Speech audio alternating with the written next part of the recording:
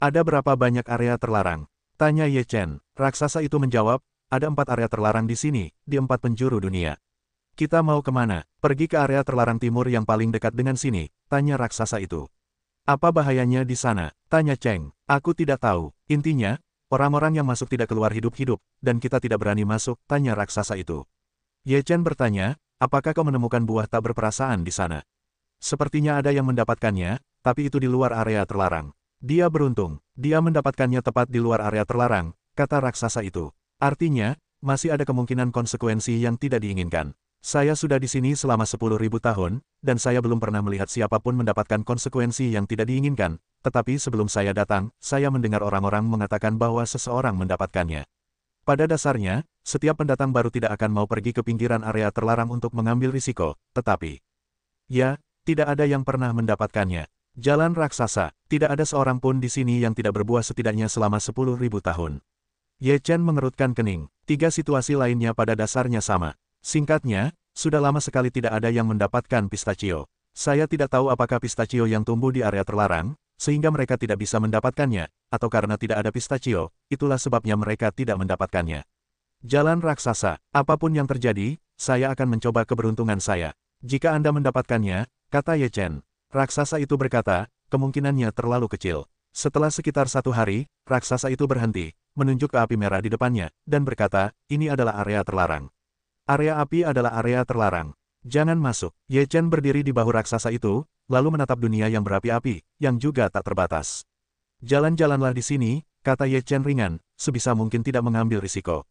Raksasa itu juga berpikir demikian. Ia tidak ingin memasuki area terlarang, hanya untuk menanggung rasa sakit yang menusuk hati hari itu. Raksasa itu berjalan di sekitar tepi area terlarang. Ye Chen juga mengamati situasi di sekitarnya. Namun, setelah berjalan cukup lama, ia masih tidak menemukan apapun. Ye Chen menatap area terlarang dengan tatapan yang dalam. Setelah beberapa saat, ia berkata, aku akan pergi ke area terlarang untuk melihat-lihat. Kau kembali dulu. Apakah kau benar-benar akan memasuki area terlarang? Kata raksasa itu, jika aku tidak keluar setelah masuk, bukankah kau bebas? Petik 2 titik. Hati-hati, kalau begitu, kata raksasa itu. Ye Chen melompat dari raksasa itu, lalu bergegas menuju api. Raksasa itu memperhatikan Ye Chen bergegas menuju api, seolah melihat seekor ngengat di dekat api. Meskipun ini sangat berbahaya, tetapi, harapan di masa lalu tetap ada. Bahkan jika itu akan mati, aku tidak peduli. Ketika raksasa itu melihat Ye Chen memasuki area terlarang, ia berbalik dan pergi.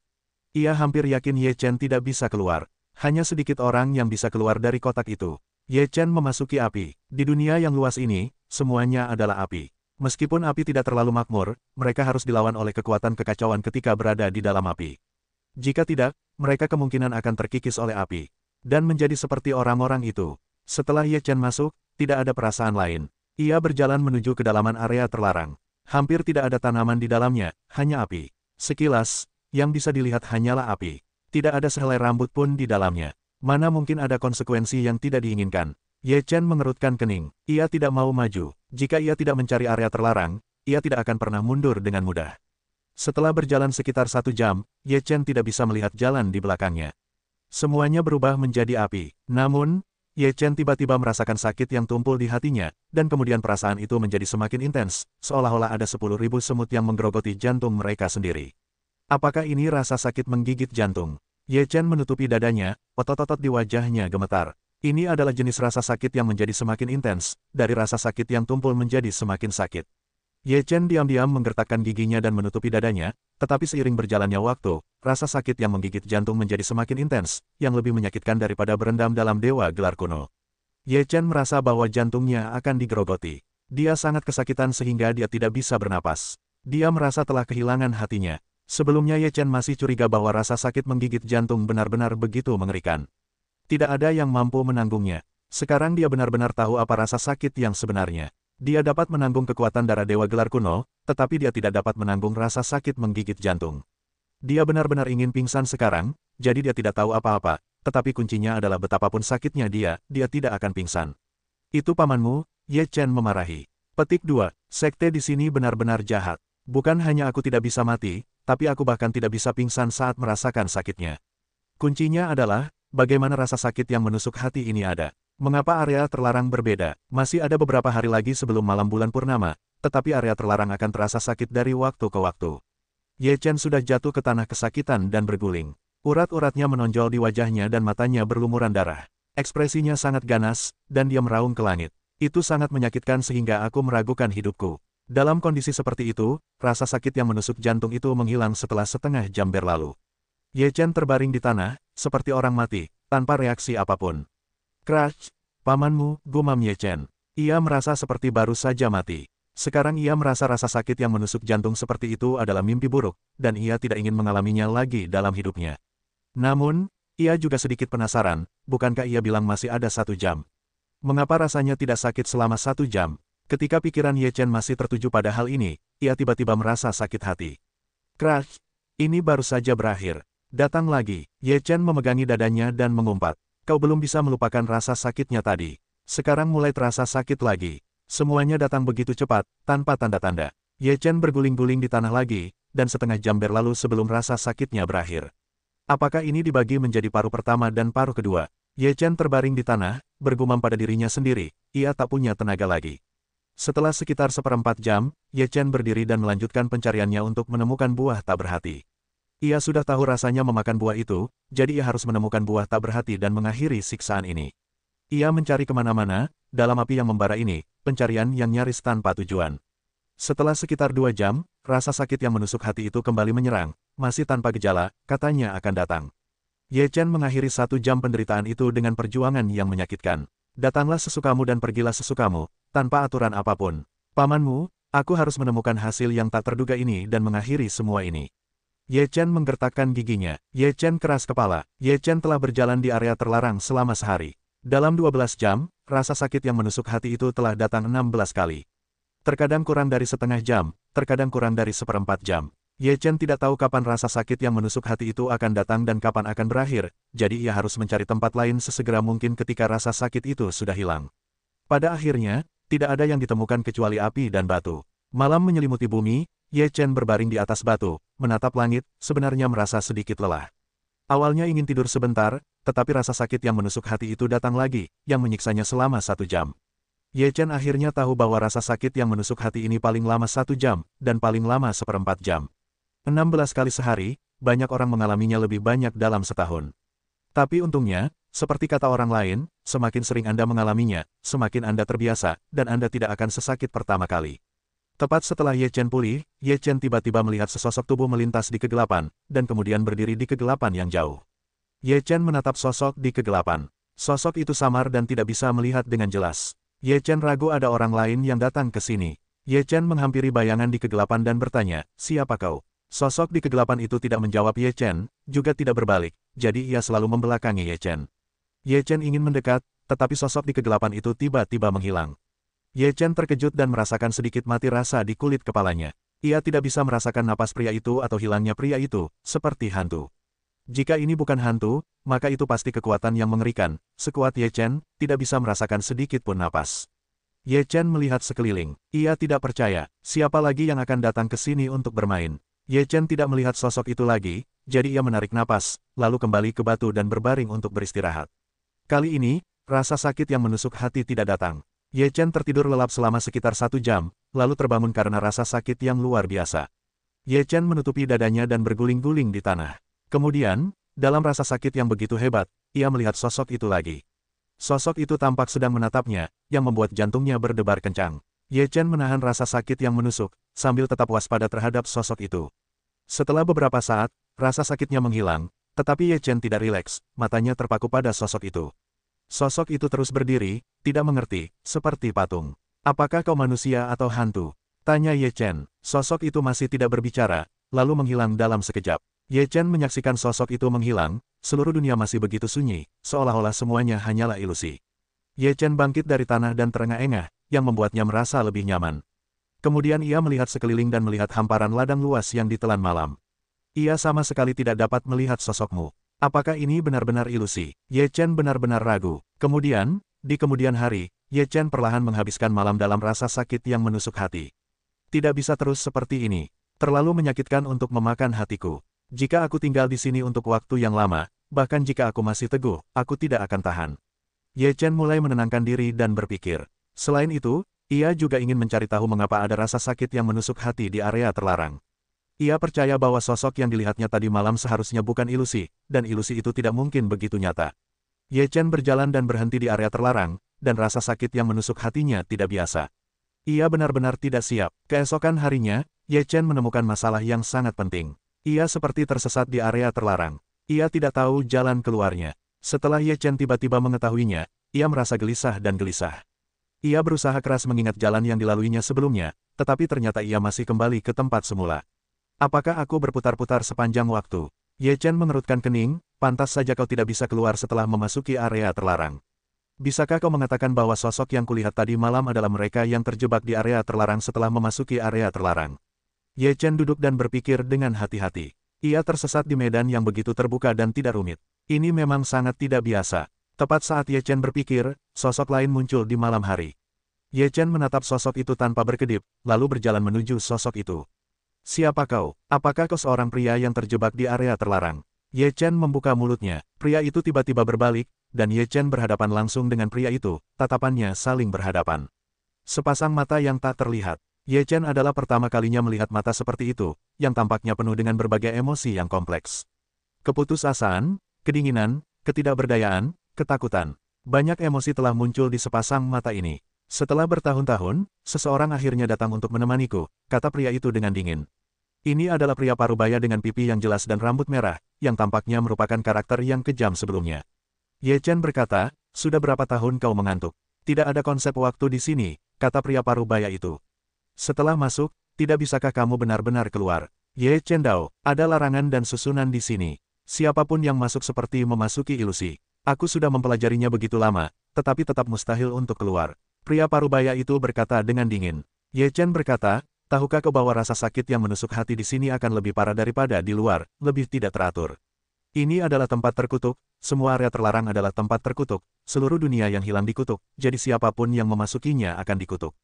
Pria parubaya itu berkata, tempat terkutuk. Ye Chen menarik napas. Karena tempat ini terkutuk, maka semua penduduk asli di sini telah pergi, dan tempat ini telah menjadi tempat bagi mereka yang merasa dirinya adil dan mengusir orang-orang sekejam kita.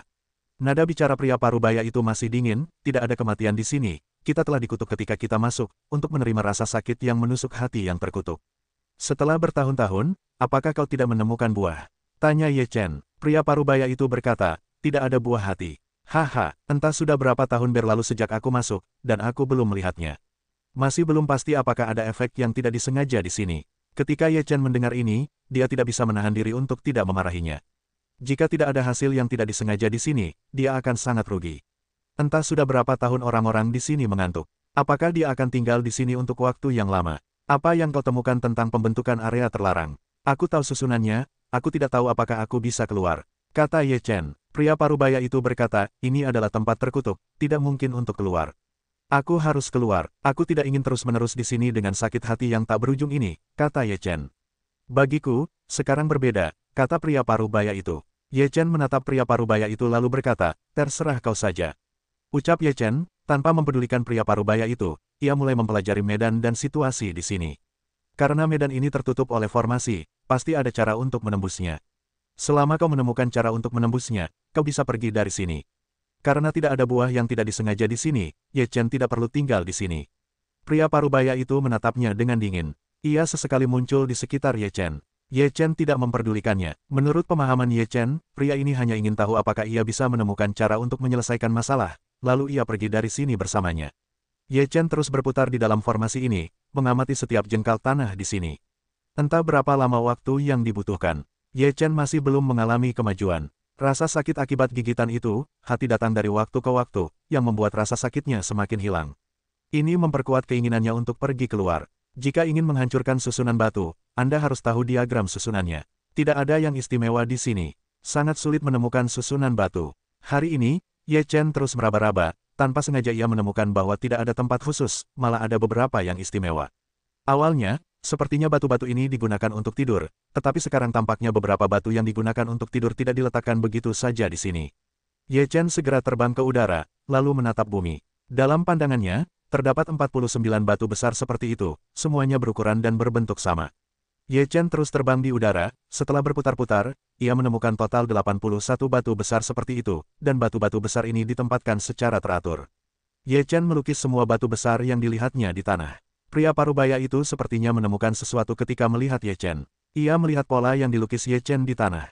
Ye Chen menganggap 81 batu besar itu sebagai satu titik, lalu mencoba menggambar diagram susunan batu ini. Ke-81 titik ini pasti sangat berpengaruh. Selama salah satu titik paling kritis diklarifikasi, susunannya mungkin akan rusak. Begitu banyak kemungkinan, berapa kali kau harus mencoba? Tanya pria parubaya itu. Ye Chen berkata, kau sudah di sini bertahun-tahun, apa kau masih peduli dengan waktu sebanyak ini? Pria parubaya itu tidak berbicara, hanya memandanginya. Ye Chen terus melukis, entah berapa kali ia mencoba. Ia menggambar kemungkinan yang tampaknya masuk akal. Ia terbang ke udara, lalu memverifikasinya. Setelah berputar lebih dari 100 kali, Ye Chen hampir yakin bahwa diagram susunan yang digambarnya tidak bermasalah. Itu adalah diagram susunan dari susunan ini. Kemudian, berdasarkan diagram susunan yang digambarnya, ia sampai pada sebuah batu besar. Disinilah titik kunci susunan tersebut. Selama situasi di sini berubah, seluruh susunan akan retak total. Ye Chen hendak memecahkan batu besar di depannya. Pria parubaya itu muncul dan berkata, kau yakin tidak apa-apa melakukan ini? Semuanya seperti ini, sekalipun gagal, kau tak bisa keluar, kata Ye Chen.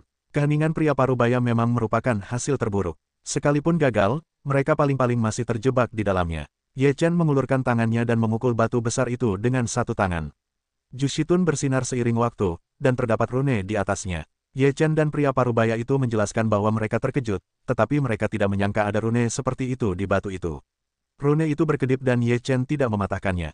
Ada yang salah dengan batu itu, kata Ye Chen bersemangat. Kemudian dia melancarkan serangan kedua, mengenai batu yang masih utuh, terlindungi oleh rune, dan utuh. Pria parubaya itu berkata, akan kucoba. Setelah itu, pria parubaya itu meninju, dan kekuatan dahsyat meledak. Rune di batu itu berkelebat, tetapi tak lama kemudian rune itu terkikis oleh tinju yang dahsyat itu. Ye Chen menatap tangan pria parubaya itu, selalu merasakan ada rasa yang familiar, seolah-olah ia pernah melihatnya di sana. Boom, batu itu meledak dan hancur berkeping-keping. Setelah batu itu meledak, tiba-tiba muncul seberkas cahaya di bumi. Cahaya-cahaya ini berkelebat, dan kemudian langit dan bumi berganti wajah baru, seluruh dunia berubah total. Dunia yang dulu lenyap, dan kini menjadi dunia yang berbeda. Mereka memandang dunia baru ini. Meskipun masih tampak sunyi dan suram, dunia ini lebih alami daripada sebelumnya. Inilah wajah asli tempat ini. Pantas saja kau tidak menemukannya. Kau sama sekali tidak masuk ke sini, kata Ye Chen. Pria parubaya itu berkata, setelah bertahun-tahun tertidur, akhirnya kau keluar. Petik 2. Kau seharusnya berterima kasih padaku, kata Ye Chen. Kenapa? Karena aku telah memecahkan susunannya. Aku telah memecahkan batunya. Beri aku waktu, dan aku bisa memecahkannya. Dengan kekuatanmu, bahkan dalam beberapa ribu tahun, kau takkan bisa memecahkannya. Lebih baik daripada terjebak di sini seumur hidupku, kata Ye Chen. Pria parubaya itu menatap Ye Chen dan tidak melanjutkan perdebatan. Ia melangkah maju dan berkata, lebih baik menemukan buah yang tak terduga itu lagi. Ye Chen tidak banyak bicara, dan mulai mencari buah tak berperasaan di area terlarang yang sebenarnya. Mengapa ada kutukan di sini? Ye Chen semakin penasaran. Pria parubaya itu berkata, siapa yang tahu mengapa ada kutukan di sini? Dan siapa yang mengutuk di sini? Punya kemampuan seperti itu? Tanya Ye Chen. Pria parubaya itu berkata, aku tidak tahu. Ye Chen melirik pria parubaya itu, lalu berhenti bertanya. Masalah ini akan ditanyakan kepada Kaisar Shi. Keduanya mencari selama beberapa hari di area terlarang dan tidak menemukan apapun. Sepertinya tidak ada buah tak berperasaan di sini, kata pria parubaya itu. Ye Chen berkata, benda ini bergantung pada keberuntungan. Jika kau tidak beruntung, kau tidak akan menemukannya. Teruslah mencari di sini. Aku pergi. Aku sudah muak. Pria parubaya itu berkata, lalu segera pergi. Ye Chen menggelengkan kepalanya dan terus mencarinya. Setelah beberapa hari, Ye Chen masih belum menemukan buah tak berguna, tetapi berkata, sepertinya ini benar-benar nasib buruk. Ye Chen pun memutuskan untuk pergi dari sini dan mencoba peruntungannya di area terlarang lainnya. Ye Chen mempercepat langkahnya, segera keluar dari area terlarang, lalu kembali ke kota api. Setelah Ye Chen kembali ke kota api, raksasa itu sangat terkejut melihat Ye Chen. Ia tidak menyangka Ye Chen akan keluar. Bawa aku ke area terlarang lainnya. Ye Chen menatap raksasa itu. Ye Chen berdiri di bahu raksasa itu. Raksasa itu tak berdaya, jadi ia harus membawa Ye Chen ke area terlarang lainnya untuk mencari buah tak berguna. Aku bertanya padamu, ini adalah dunia terkutuk, mengapa dikutuk? Ye Chen berkata. Raksasa itu berkata, aku tidak begitu tahu, tetapi menurut orang-orang pertama yang datang ke sini, konon di sini terlalu kuat. Jika kau ingin melawan langit, itu akan ditekan oleh kehendak langit dan bumi. Maksudmu, ini dikutuk oleh kehendak langit dan bumi. Ye Chen terkejut. Raksasa itu berkata, di dunia ini, tidak ada kekuatan yang dapat menandingi kehendak langit dan bumi.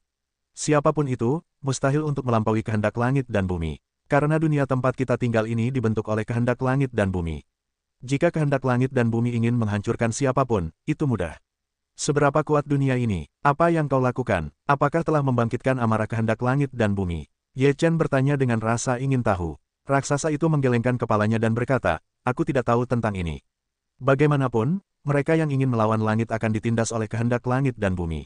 Mereka yang menentang surga akan ditindas oleh kehendak langit dan bumi. Ye Chen bergumam dalam hati, lalu teringat kisah leluhurnya, Luo Tian. Sebagai benda langit yang kacau, Luo Tian adalah dewa perang, dan tak terkalahkan di antara langit dan bumi. Namun, ia ingin mematahkan belenggu dunia yang melawan langit. Akhirnya, tubuhnya terkoyak dan akhirnya jatuh. Hanya kehendak langit dan bumi yang dapat membuat Luo Tian, makhluk mengerikan seperti itu, jatuh. Oleh karena itu, alasan kematian Luo Tian adalah karena kehendak langit dan bumi. Kehendak langit dan bumi tak terlihat, bagaikan sepasang tangan tak terlihat, mengendalikan dunia. Meskipun tidak mudah untuk dikendalikan, begitu tangan itu digenggam, akan terjadi kejatuhan yang dahsyat. Sepertinya tidak ada yang benar-benar bisa menjadi penguasa dunia. Hanya langit yang bisa mendominasi dunia, gumam Ye Chen dalam hati. Setelah beberapa hari, raksasa itu membawa Ye Chen ke selatan wilayah terlarang. Wilayah terlarang di selatan berbeda dengan wilayah terlarang di timur. Di selatan, terdapat 100.000 gunung dan pegunungan yang bergulung-gulung di mana-mana. Ujungnya tak terlihat sekilas. Sungguh spektakuler. Apakah ada yang menemukan buah yang tak berbuah? Tanya Ye Chen. Ada beberapa orang yang menemukan buah itu, dan beberapa orang telah keluar, tetapi hanya sedikit yang berhasil keluar. Konon hanya satu orang yang keluar, dan dia mendapatkan satu. Tanya raksasa itu. Siapa dia? Dewa api? Tanya raksasa itu. Jadi, orang biasa tidak bisa keluar. Ye Chen bergumam pada dirinya sendiri. Mungkin kau akan bertemu mereka saat kau masuk. Tanya raksasa itu. Ye Chen melompat turun dari tubuh raksasa itu dan berkata, kau boleh pergi. Setelah itu, Ye Chen berjalan menuju 100.000 gunung. 100.000 gunung, ombak berkabut. Seseorang yang masuk ke dalam gunung, bagaikan sebutir debu, begitu kecil. Ye Chen berjalan di antara 100.000 gunung. Tidak ada serangga atau hewan di pegunungan. Hanya ada pohon-pohon tua dan semak belukar yang menjulang tinggi di sini. Mustahil menemukan semut hidup. Tidak ada suara di dalam, suara Sasha terdengar dari kakinya di tanah, dan gunung itu dipenuhi bau busuk. Setelah memasuki area terlarang untuk pertama kalinya, Ye Chen mengamati area terlarang untuk pertama kalinya. Seperti yang diduga, sehari kemudian, ia menyadari bahwa ia benar-benar terjebak oleh formasi tersebut, dan kembali ke tempat semula, dan terus-menerus berada dalam lingkaran. Ye Chen hanya bisa memecahkan formasi tersebut terlebih dahulu. Medan di sini jauh lebih rumit daripada area terlarang di timur. Semua pepohonan dan bukit kuno mungkin menjadi bagian penting dari formasi tersebut. Ye Chen membutuhkan waktu sebulan untuk memecahkan formasi di sini. Ketika ia keluar dari formasi, Ye Chen langsung merasakan tampilan baru di depannya. Ia terus mencari gunung 100.000 yang tak berbuah. Gunung itu terlalu luas. Hanya ketika ia menyusuri setiap jengkal tanah gunung 100.000, ia baru dapat menemukan buah yang tak disengaja itu. Ye Chen memasuki gunung 100.000 dan keluar lagi setengah bulan kemudian. Ia masih belum mendapatkan hasil panen, buah yang disebut tak disengaja itu seperti legenda, tak dapat ditemukan. Ye Chen tidak melihat orang-orang yang telah memasuki gunung 100.000. Orang-orang itu tampaknya telah menghilang sepenuhnya. Mungkin ada formasi lain di gunung 100.000. Aku juga bodoh. Kenapa aku harus pergi ke daerah terlarang untuk menanggung rasa sakit yang menusuk hati? Di luar hanya sebulan sekali. Ye Chen menertawakan dirinya sendiri. Ye Chen tiba di sebuah kota bernama Kota Hantu, yang jarang penduduknya dan benar-benar terlihat seperti kota hantu. Ye Chen berjalan di jalan, dan tiba-tiba melihat seorang pria parubaya berambut merah. Pria parubaya berambut merah itu juga melihat Ye Chen. Ye Chen berkata, apakah kau ingin mencari buah tak disengaja? Kau sudah pergi. Ya, aku tidak menemukannya, kata Ye Chen. Pria parubaya itu berkata, sepertinya buah tak disengaja dan kita tidak ditakdirkan. Mungkin hanya ada 2 buah tak disengaja di dunia ini.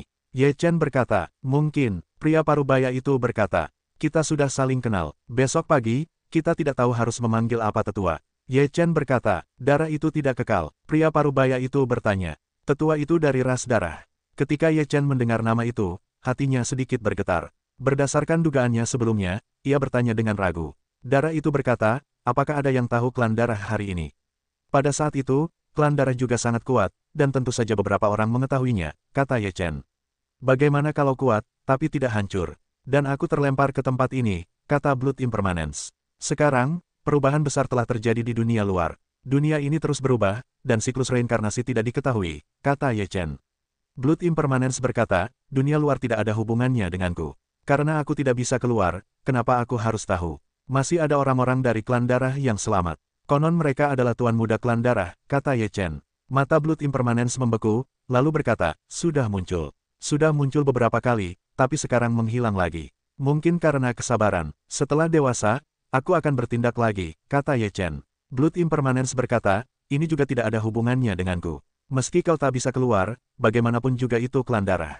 Senang rasanya mengetahuinya. Ye Chen Dao, apa gunanya tahu? Ye Chen memandangi darah yang tak berkekalan, lalu tertawa dan berkata, sayang sekali tidak ada anggur di sini, kalau tidak, kita bisa memasak anggur dan membicarakan kehidupan. Di mana kehidupan di sini?